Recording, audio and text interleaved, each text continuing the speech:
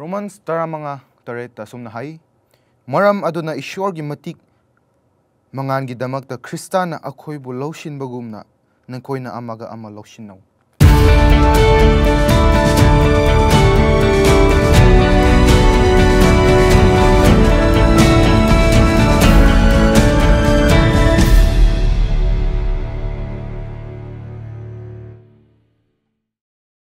Amuk hanashu Manipuri Hope Channel bu yengbireba mipum khudingmakpu Manipuri Hope Channel maikaidagi taramna okchari ngasi akhoina anauba lesson puduna laksari adudi lesson number 5 the testimony of the Samaritans haiba asigi mi sing asigi wari da akhoina ngasi nainagani tuga asi ngasi akhoigi lesson se nainabi gi damakta ai brother Abjas amasung sister Khampui busu taramna okchari ngasi ase lesson se haunabagi damakta mapung phahanabagi damakta ishor da nizani ngai gi damakta ai brother Abjas na matam lowis akhoi mayam prayer tause Sargo malem sembiba ipa ishor Abraham Jacob Isaac kisuma paoiba akhoi pumnama kisuma paoiba taibang panmu sembiba nahakna ahing dagi guide tawbiraga nasi ayuk phawba kudong thiba leitana prakpire ishor nahaki mangan uba phangmasi am thagat nangai oye prabhu hojik nanai akhoina asida laraga Hope Channel Manipuri ki Sabbath ase ngangado patisi sunahakna loina biyo ishor nahaki thawai aseng mana akhoibu gyan losing pibiyo prabhu akhoina ngangbada soikhiba leirasu nahakna chum thokhan biraga maduga masigi wahai ase taba phangdaba mi pum kudima se taba phangan biraga nahaki understanding nahakna hairamba Bible gi wahai ase mayam bu yawhan biyo haina ni jabani prabhu akhoi hojik ngangadoba kuding maktasu nahakna loina biyo khoi gi thakta punamak Jisu Christ gi mingda ni jabani amen amen yam nungare brother Abjas poyeg damakta ngasi gi lesson number 5 the testimony of the Samaritans haiba gi wari asida khoina nainagani ngasi gi memory verse asidi John 4 verse 42 asida karam kari hai haiba matamda aduga makhoina nupi aduda hairami nahakna haibagi maramna natana adubu akhoi isamakna taraba amashung thengnamak tasengnamak mahak ase taibong pangi kanbiba mapu Krista aduni haiba akhoina khanglaba maramna akhoi na hojik thajare haina asigi memory verse asini akhoina ahanba makta da yengma matamda Samaritans ki testimony haina haibani na koina Samaritans si kanano haipet haiba yengma matamda Samaritans haiba singse kaino singni apumba group masing shuraba jati haiba yai adu amashung masing shuraba dharma chen religious masing shuraba hoi religion koisu masing shuba mix oiba religion ni aduga khurumnaba dasu mix oiraga laiba asisingse Samaritans company mix culture su oiba adugumba mipum khudimak se Samaritans company yamna kupna di yengsin badi ngamdre ngasi adubu haipet Samaritans se kanano haibase koina khangi adudi karino haiba matamda mix apumba mi sing adu lam atop dagi ngasai gi Israel singna captive tawduna laglaga puraktuna leiriba mi sing aduni aina se koina yengba matamda akoina asigi background se yengse hairabadi 2 Kings 7 verse 17 verse 24 da koina yengbiba yagani asida koina Samaritans se asing bag mi sing se kanano haibase 2 Kings se da koina loin iduna laye aduga Samaritans ka Jews koina kamaina yetna ba lakhibano kamaina lalmi oikhibano haibase su koina ase Ezra 4 asida su koina yengba phangani adudi temple sabagi matangda moina yetna khibani aduga moi yetnaba oirakhibani haibase koina yengba phangi maramdi Samaritans koina Jews koibu lanmini haina uthokhibani temple sabagi damakta lanmini haina ukhrabani moibu yetnabani haina moina Samaritans koina khandokhrabani aduga Jewish singsina Samaritans koibu huigumna tathina tamthina treat tawbibani haibase asidagi hawrakhibani aduna koina ngasi asigi akhoigi Sunday lesson da koina changsi Sunday lesson da koina changba matamda the setting of the encounter haina koina yengba phangi adudi karino haiba matamda Jishu na mana asida taimong panda learning ay matamda Jerusalem da man angak pa science ko mana miracle khudam sing ko pangthoki tawthoki adugi matun aduga ngasai asida ngang liba se John 4 verse 1 to 4 da koi ni matamda Pharisees koi na Jishu gi maramda moina ngang thukpa ko ngasai John the Baptist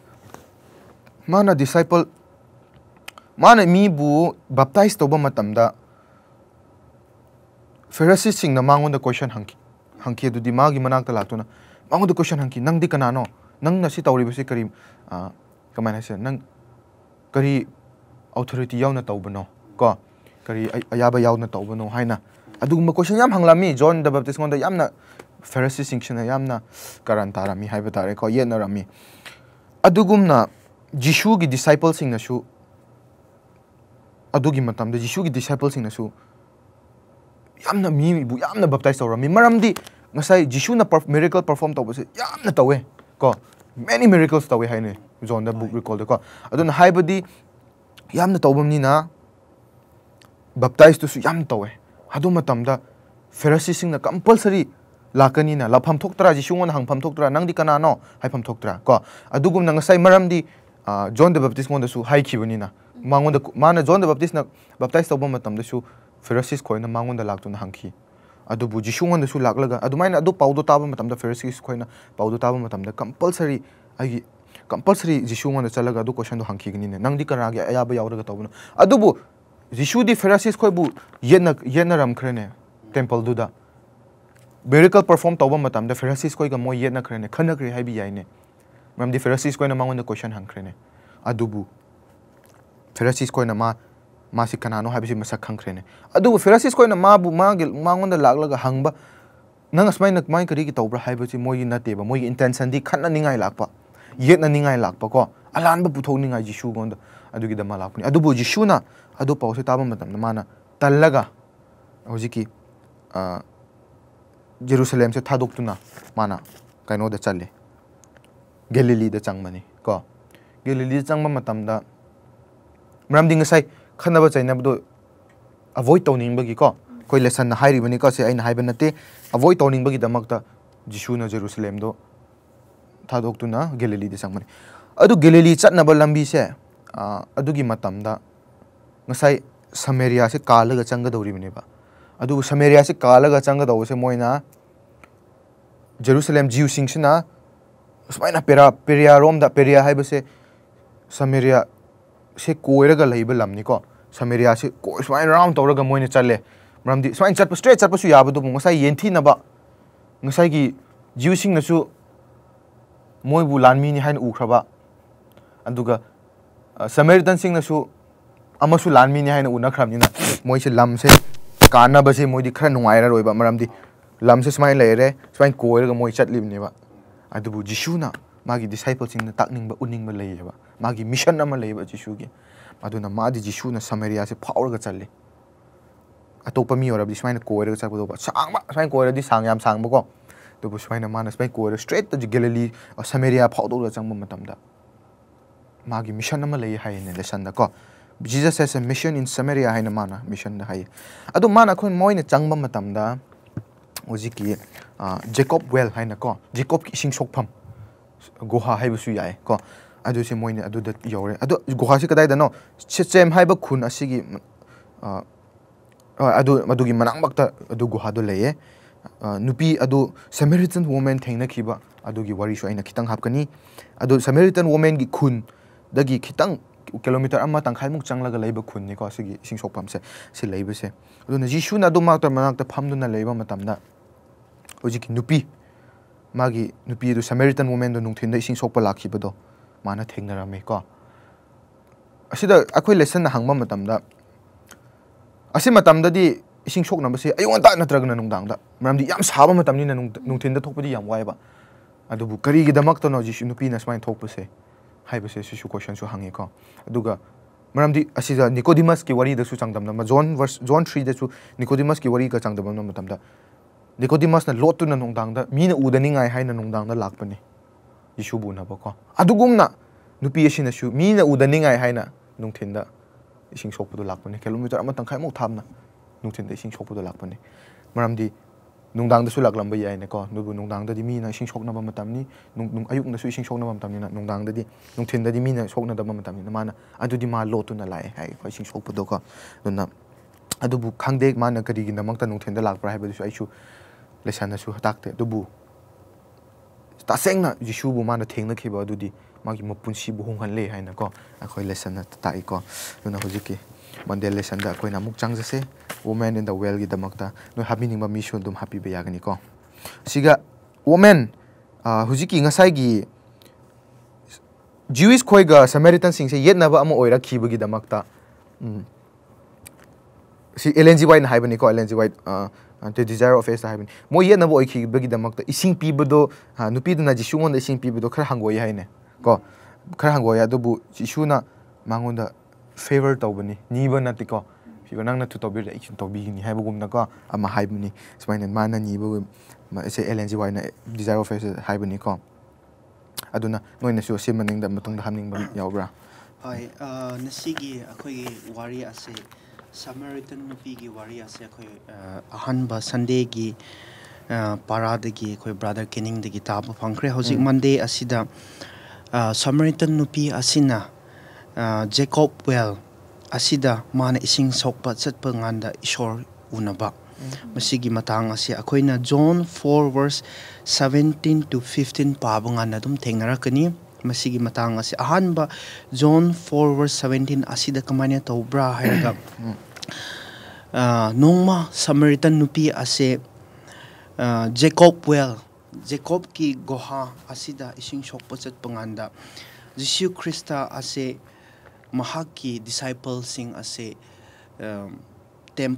city aduda moigi chana ba thakna ba laiba chat par ko adu matam asida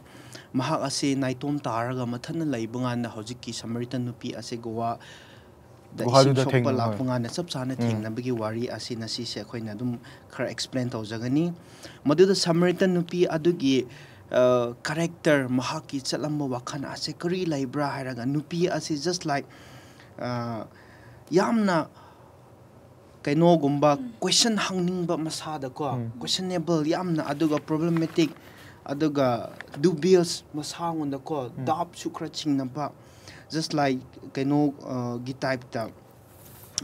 nasai khoi brother Kening na haiba Nicodemus tagi ko kamaina mahak asina Jisu Krista ase unarasu publicly unadaba naitom taraga lotna Jisu Krista bu kumai unasa haibagi type to ko asi Jisu Krista na Nicodemus ngonda nahak ase nauna poktri phauba sargo laibak changroi sumaina haibanganda Nicodemus asina yam question hangame kamaina ai imagi puk manungda mko changraga ai nauna poraga kamaina asmaina oiba yagadra asuguma question asi mahak su yamna question hangmanu pawirame na sidi akhoi Samaritan nupi adusu sumaina question hangmanu pi ne haina sumaina akoina khangrakani aduda akoina sum pabnganda mahaga se ising shokpa lakpungan asida Jisu Krista gasap sana thengnaraga Jisu Krista na mahagonda haye nupi ai ngonda ising thaknangai se khara pibio sumaina ko request tawjabani haibadi favor do hangjabani ko aduda hojiki nupi asina khange moi ase Jews ne haibase madu matam da Samaritan ga Jews ase mo ase chaba thakbasu pulamde ngasai yet na ba oyabani na ko yet na ba su oyabani na ko aduda hinadi nasai gi Samaritan nupi asina khangmani na nangdi Jews ne kamaina Jews na Samaritan ngonda ko ising thaknangai hangbra sumaina ko haye aduda Jisu Krista na khangkrabne mahak se karama mira haibase ko maduda nahaki nupa husband ase kawbuchalo haibanganda hojiki nupi aduna aihaki husband laite hairame ko maduda Jisu Krista na nahaki husband manga laye hojik nahak laimina ba husband adunangi husband na te sumaina haibi banganda nupi ase yamna kaino oikre surprise oikre masinu pa se miracles tawe masinu pa se kaino ama oye he is are you greater than our ancestor ancestor kano ipai pusing gi kana ipai pusing gi Jacob Abraham singi adugi hena nang chaubra sumaina question hange khang thabugi ko modu da Jesus Christ na sumaina dum khumrakani hojikti kamaina tobra haraga Jesus Christ asina nahak ase ishor gi khudol ase nahak un laitri ka ishor gi khudol ase lairadi hojik niriba mi ase kanara haibusu khangani aduga niriba mi ase nahak na ising adu piradi mahak aduna lomba naidaba ising adu nahak un pigani amen hoy haibi ka adu mahak ase karamba lomba naidaba ising ra haibuse yam confuse lame adubu akoina Old Testament asidasu lomba naidaba ising ase ko yam na wari su lairame just like Jeremiah dasu 2 verse 13 aduga Zechariah 14 verse 8 dasu ko adum lomba naidabgi ising ase ishorna pirame ko akoigi Jews masa sing asida kri kamaina pi bra haraga Jesus Christ na lomba naidaba ising ase Jerusalem dagi thorakani ka madugi ising asina eastern aduga west eastern sea da tangkhai ma tagani aduga western samudru sea da su tangkhai ma tagani aduga masigi ising ase kangroi summer winter nairo ising kangdabina noi offspring oina ko kresra wat palai tabina ko sumaina laigini haibusu Old Testament su haibiram kre ko hauji kinupi ase magi wakhana asidi am chamak na busu lairamme adu already ahingba ising iput ase ising ase karambra aingon su pio haibagi ko magi wakhana asida phawraga Jesus Christ da hairamme ko hangramme adu already aingon su ising adu pio ai amuk hana ising sokpa lakning de ko lakroi sumaina hairamme aduda Jesus Christ na haibase ising ase keno haina bune ko icham the living water haibase isorgi aran kupam thiba haina bune ko hauji kinupi ado isorgi aran kupam adu aran kupam adu phangdri bagine aran kupam phangkraba akhoi ase ishorna loina biba haibane ko madu already matam kuding makta ishorna awat padagina hauraga loi mak mention bigini ko yam nungaire brother abjes ko ising haibase taimom mi khoi gidamak tadi yamna taimom hingli ba mi pung phudimak all the living creatures ko ising haibase de khoi gidamak ta di yamna asathi ba si yaudar di suya ya daba adu gumba the jisu na ma paramando lo thok tuna John 4:14 da hairi do whoever drinks of the water I shall give him will never thirst ko amna promise aina pi ga dori ba ising do thakraba mi phutuma pumadi opus su khau khrang ro haina korang ro haina jisuna ka yamna phajana thambi khre yam phajare hujikti sister kampui ngonda Tuesday ge lesson gi damak matam pijari mayam nungaire phajana brother ani na explain phajan tawbi khre haje akhoina Tuesday yengba matamda sumaina hai sir oza ko ising do pio haine ising do pibio haina ko mani ising do pibio haine nupi do na ko sida nupi se chingnare haidi ishorna ai ising je nang na thakpa matam da go nom nai da pungsi phangani hai adudi ma onda adu da doubt ama laireba aduga karira haiba matam da nupi sina ishor na hangba matam da nang nupa laye ko nang nupa di laiter du nupa manga laye ko adu nang na hujik laireba nupa du su nang nupa te hai na go adu matam da ma se question tungana mu hangjan gre Samaritan ga Jewish khoi di ko tungan kriasa khoidi sokna dego tungana lai khurum nai go nang gi sida ai Samaritan nupi ai ngonda kri pam kri gi nang ni bra haina ko mu ma se thoidon ngai tawe adubu ishorna ma ngonda topic se change tawraga ma nang gi nupa du su kaura o haine go aduda akhoina kari lausan bra hairaga Nicodemus ka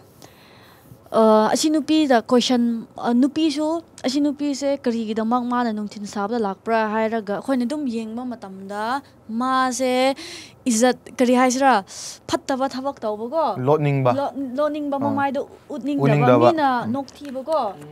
aduga Nicodemus su ma su achawba officer amaneba rabbi amaneba aduni na ma su migi marakta simuk mina ishor se kari haisa yamna han thana yengba ishor na te haina ko hanthana yengbasida masu ikaiba haidiko nungdang na lakpa mi laitaba ichik chikpam adumaina nupi su lakramni ko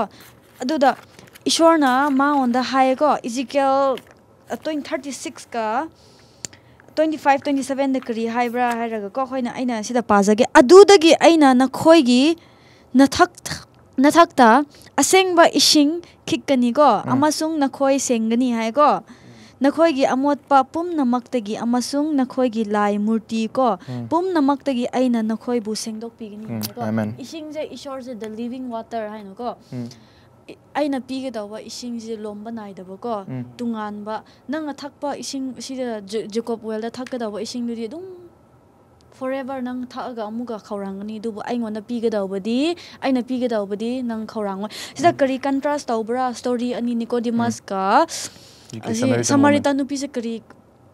contrast tawbra na moina khanbadi taibangi context ta chatpa ko taibangi da chatpa taibangi nungai ba da chatpa adubu ishorna haibadi thawai gi ko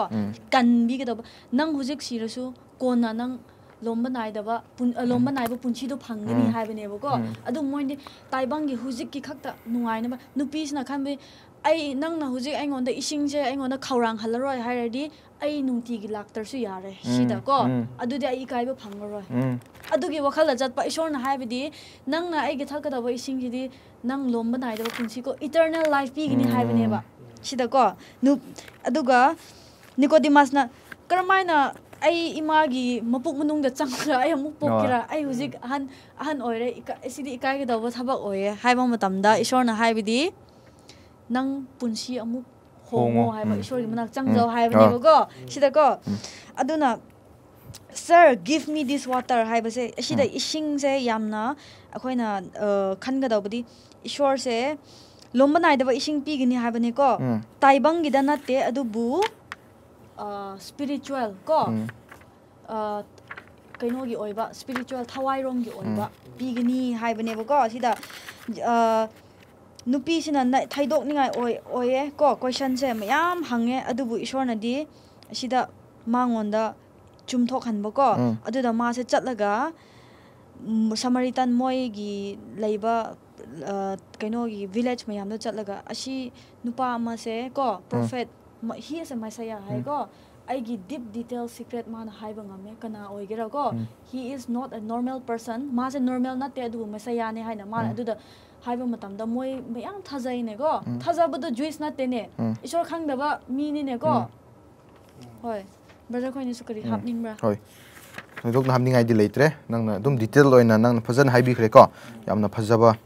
nupi edu gi wari nupi na understanding kamaina mana ba hapta khibra haibagi matangda adubu jishuna mangon do kamaina paukhum piba duga magi understanding se karino taimong pan gi ising mana khalli bodi taimong pan gi ising ko sai ising do aingon da lomba nai da ising do leira bodi ai ising sokpa mu khanda lakroi haibagi ko khanda koina asida leiri bani hojik amuka Wednesday portion the changse the revelation of Jesus gi ngang bini gi damak ta brother Abjespu namatam pije the revelations of Jesus Christ na khangdok hanba Samaritan nupi adu Jacob ki goha mafamda ki myam khangbise asi adum Sunday Monday Tuesday Wednesday Thursday phawbko adum para se loi mo similar oibni ko wari ama lakpoko hai akhoina John 4 verse 16 to 24 asida pabanganda adugi wari ase pasana khangani ahanba Jesus Christ na hawjiki Samaritan nupi ngona chatlo na haki nupa do kawrucho haibunga na mahang na aigi nupa leite haye aduda Jesus Christ na haki nupa manga le aduda hawjik leimina bodo nangi nupa aseng manate haibunga da ahanma miracles ase Jesus Christ na mahang on khangdo halika hai nupi ngonda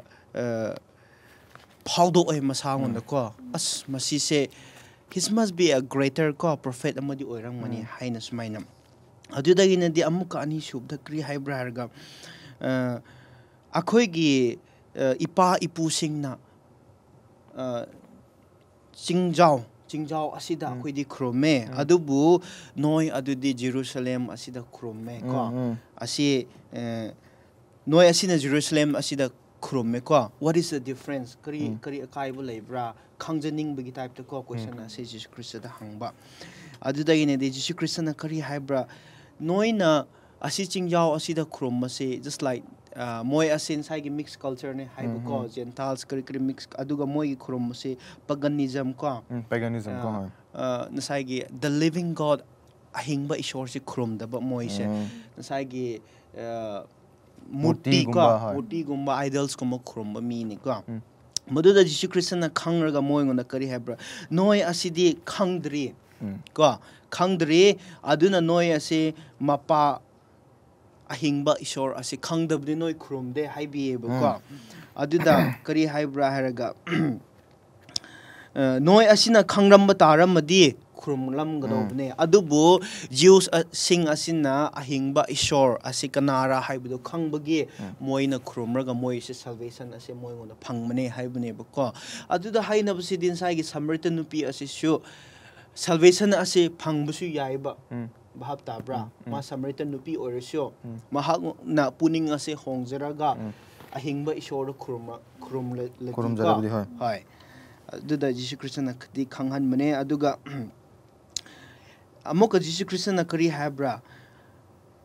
asengba worshipper asengba khurumami aduna asengba adu thigani hai ko ichamcham na akhoi hojai we worship akhoi se ahingba ishor se khurumme aduda akhoi ne ahingba ishor gi matang asida khangning bagi bible asi yam pa bane adubu na sai gi atopa 7 day na taba atopa na sai gi Christian na taba mi adude moi asina akhoi achumudu khangning na di bible adu pa da bani ko adu gi type ta Jesus Christ na high bm hojiki nupi ado moi ado achumudu thining da bagi type ta laibodo Jesus Christ na khangbu ko aduga ishor na kari habra God is spirit ishor asi thawai ne ko you must worship in spirit and in truth ko so high biram me ko ado nupi ase sigumba wahai ase mahak ngona taba phangma se yamna kana bani mahak ki damak ta su ka Tuesday matang ase sumai Wednesday se yam nungai re ngasai aina su aina hanba da hai khare se Samaritan woman na Jishu thengna ba se magi mapunsi di honghan le haina ko mapunsi da ahongba di lae haina Jesus would change her life Jishu na Jishu mana Jishu thengna bado Jishu na magi mapunsi di honghan biram gani ko sida sinda koina khangi dun hoji akoi Thursday the testimony of Samaritans ko hoji ki ngasi gi akoi gi topic ki matang da sister kampui na ngasi hoji asi brother na bajana haibi khre ko adugi matang da Samaritan gi nubi hoji akoi na si context sa yengma matamda Samaritans ki akoi ni yengma matamda ishor na akoi ngonda kari gi damak ta specifically oina mangonda sigumba amot pa ko haidi amot pa har sine ko yamna sinful oiba akoi ju pap oiba khatane ko akoi mi oiba se hana akoi gi akoi mi oiba se akoi gi naturally oina ko ma se karamba mira kanara hana yenge ko karamba mira aduga akoi preach tawba se akoi migi saklon de yam yenge ba adubu isorde aduguma yengde ko mana kari yengbra raga thamoi ko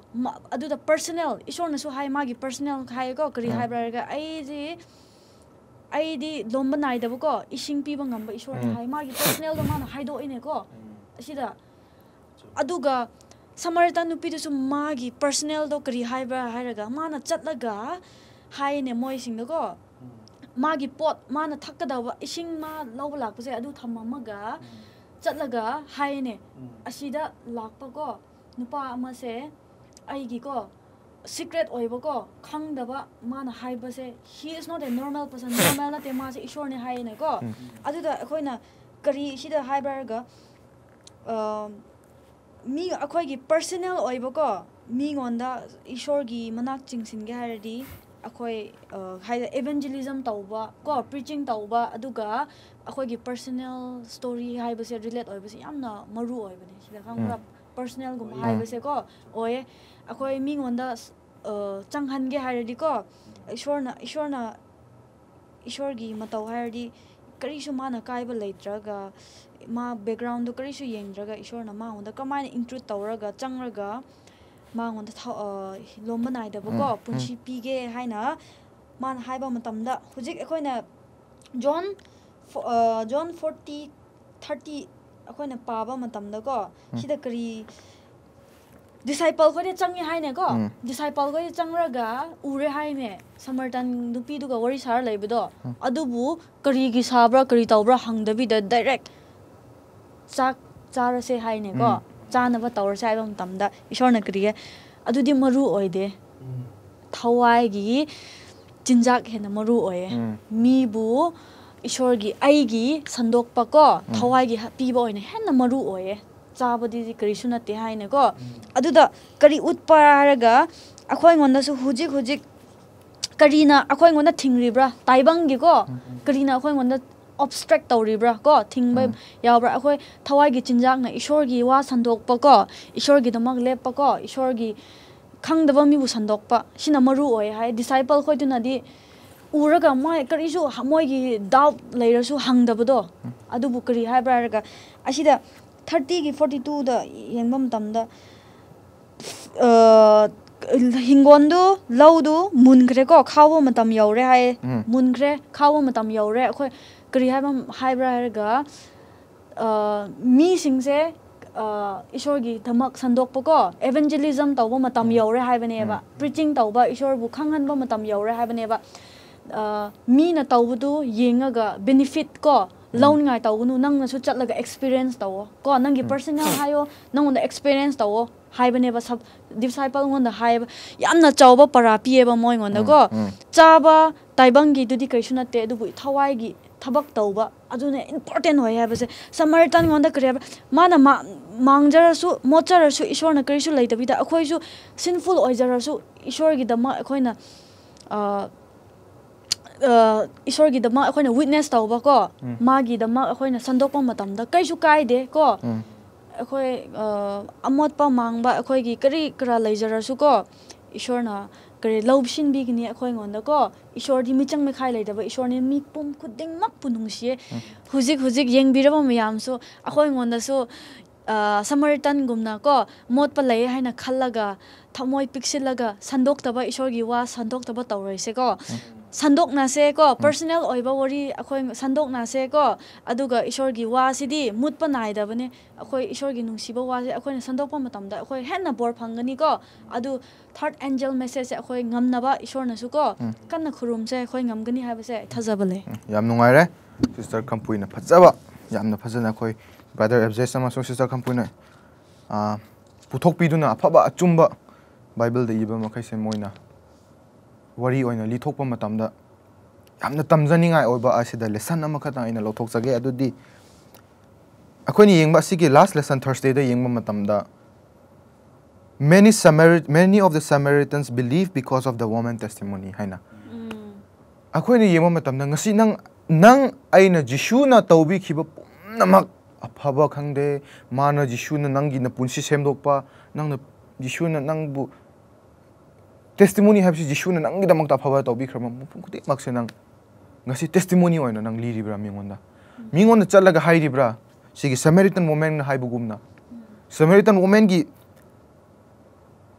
wari aduna mimbu honghanlene migi jishubu manakta changjahan jishugi manakta lakhaningene mana chalaga mi aduda wari liba matamna Samaritan woman asina mari do liba matamda moise yamna jishudu yamna uningba yamna harawan ko yamna unaningba adugumna nang ngasi ai jishuna na punsida angak pa tawbi khiba khuding makto miracles khangde nangi testimony ado nang mingonda liba ngam libra ngasi liba ngam da boy mingonda live you haina koina encourage tawjari maramdi nangi testimony ado na migi mu punsi hongba ngam basu oiba yai maramdi sida koina bible da su wari sida uduna lei aduga sida hai Samaritans koina kari hai haiba matamda ngasagi memory verse ta lakani koina aduga makhoi nupi aduda hairami makoina